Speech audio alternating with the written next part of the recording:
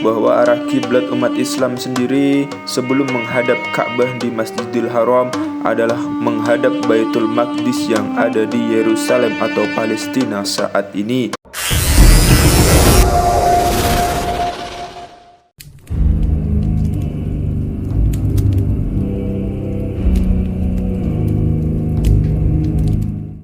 Bismillahirrahmanirrahim. Assalamualaikum warahmatullahi wabarakatuh.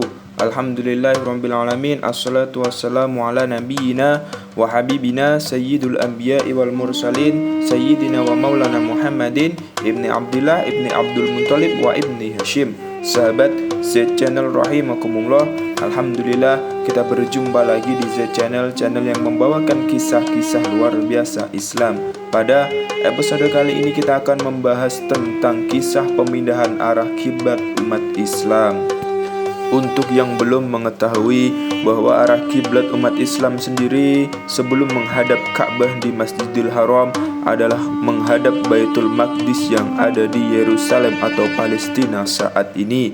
Banyak ulama yang menyebutkan kenapa kiblat umat Islam menghadap Baitul Maqdis, padahal kiblat Nabi Ibrahim sendiri sebagai pembawa agama tauhid adalah menghadap Ka'bah. Para ulama banyak yang menyebutkan bahwa alasan salah satunya adalah karena saat itu banyak berhala-berhala yang berada di sekitaran Ka'bah.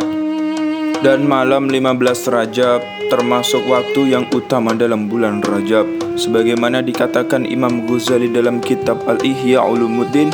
Pada tanggal tersebut terjadi peristiwa pemindahan arah kiblat umat Islam. Kiblat umat Islam awalnya adalah Baitul Maqdis atau Masjidil Aqsa yang ada di kota Yerusalem, sebelum akhirnya dipindahkan ke Ka'bah di Masjidil Haram Mekah. Peristiwa pemindahan arah kiblat pada 15 Rajab ini mengacu pada pendapat Ibnu Sa'ad sebagaimana diceritakan dalam Atlas Al-Sirah An-Nabawiyah karya Syauqi Abu Khalil. Diceritakan ketika masih berada di Mekah, Rasulullah SAW mendirikan sholat dengan menghadap ke arah Baitul Maqdis, termasuk ketika beliau sholat di sekitaran Ka'bah selama 16 bulan pasca hijrah ke Madinah. Beliau masih mendirikan sholat menghadap Baitul Maqdis, meskipun sebenarnya beliau lebih suka menghadap ke arah Ka'bah. Kepada Jibril, Rasulullah SAW kemudian bertutur, "Aku senang jika Allah memalingkan wajahku dari kiblat Yahudi." Jibril pun menjawab, "Aku hanya hamba biasa. Berdoalah dan mintalah kepada Rabb-Mu." Maka Rasulullah SAW pun menengadahkan wajahnya dan menghadapkan wajahnya ke langit.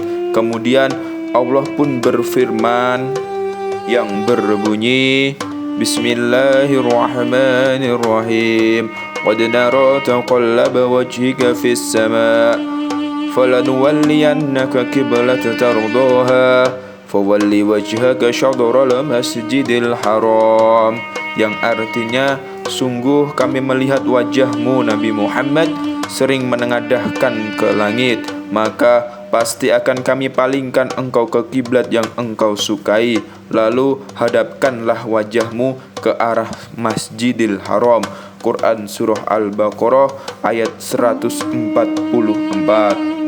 Rasulullah SAW kemudian memindahkan arah kiblat usai turun firman tersebut. Menurut sebuah riwayat, hal ini terjadi ketika sholat asar. Riwayat lain menyebutkan saat sholat duhur. Diriwayatkan dari Al-Barra bin Azib radhiyallahu an, dia berkata, pertama kali Rasulullah SAW datang di Madinah, beliau bertempat tinggal di rumah kakek-kakeknya atau paman-pamannya dari jalur ibu dari kalangan kaum Ansor, dan sesungguhnya beliau sholat menghadap Baitul Maqdis selama 16 bulan atau 17 bulan. Dan banyak orang yang heran setelah tahu pemindahan arah kiblat dari Baitul Maqdis ke Ka'bah. Dan awalnya pemindahan arah sholat itu terjadi pada waktu beliau melakukan sholat asar. Ketika itu ada sekelompok orang yang sedang melakukan sholat, lalu lewatlah seorang laki-laki di tempat mereka sholat. Laki-laki itu pun berkata, "Aku bersaksi dengan nama Allah sungguh aku telah sholat dengan Rasulullah Shallallahu Alaihi Wasallam menghadap ke Ka'bah. Maka sekelompok orang-orang yang berputar menghadap Ka'bah, tatkala itu orang-orang Yahudi terheran-heran dengan apa yang dilakukan umat Islam dengan perpindahan kiblat dari Baitul Maqdis ke Masjidil Haram ke Ka'bah. Orang-orang Yahudi itu mengingkari apa yang dilakukan umat Islam, maka turunlah ayat yang artinya sungguh kami telah melihat wajahmu menengadah ke langit. Quran Surah Al-Baqarah ayat 144. Maka berkatalah orang-orang bodoh, orang-orang Yahudi tersebut, seperti yang diriwayatkan dalam suatu hadis yang artinya apa yang memalingkan mereka umat Islam dan kiblatnya Baitul Maqdis yang dulu mereka berkiblat kepadanya. Diriwayatkan oleh Imam Malik, Imam Bukhari, Imam Muslim dan At-Tirmizi. Disebutkan dalam kitab Zadul Ma'ad karya Ibnu Qayyim Al-Jauziyah dan diterjemahkan oleh Nabhani Idris, perpindahan kiblat dari Baitul Maqdis ke Baitullah Ka'bah pada bulan Rajab ini mengandung hikmah yang besar, sekaligus ujian bagi kaum muslimin, orang-orang musyrik dan orang-orang Yahudi serta orang-orang munafik. Bagi kaum muslimin, kata Ibnu Qayyim Al-Jauziyah, ia menuntut sikap mendengar dan patuh seraya mengatakan, kami beriman dengannya, semuanya dari sisi Rabb kami. Quran Surah Ali Imran ayat 7. Hal ini tidak memberatkan dan tidak masalah bagi kaum muslimin, karena termasuk orang-orang yang mendapatkan petunjuk dari Allah Subhanahu wa Ta'ala. Sementara itu, orang-orang musyrik pasti mengatakan, ia pindah ke arah kiblat kita, berarti ia pindah ke agama kita, maka yang benar adalah agama kita. Adapun orang-orang Yahudi akan berkomentar bahwa Rasulullah SAW menyalahi kiblat para nabi. Mereka menyimpulkan bahwa Rasulullah SAW bukanlah nabi, sebab kalau nabi tentu ia akan sholat menghadap kiblat mereka ke Baitul Maqdis, bukan ke Ka'bah. Kemudian orang-orang munafik pun mengatakan, kami tidak tahu kemana Muhammad mengarah, karena kalau kiblat pertama yang benar, tentu ia tidak pindah ke yang lain. Jika yang kedua benar, berarti saat menghadap kiblat pertama ia ada kebatilan.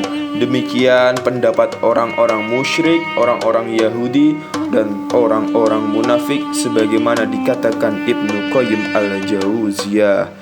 Peristiwa pemindahan arah kiblat pada bulan Rajab ini terjadi 2 bulan sebelum peristiwa besar Perang Badar, sebagaimana disebutkan dalam riwayat Imam Ahmad dan Al-Bukhari. Demikianlah kisah pemindahan arah kiblat umat Islam. Semoga bermanfaat dan semoga kita bisa mengambil ibrah, pelajaran serta keteladanan dari kisah tersebut. Akhirul kalam wal afu minkum, tsumma assalamu alaikum warahmatullahi wabarakatuh.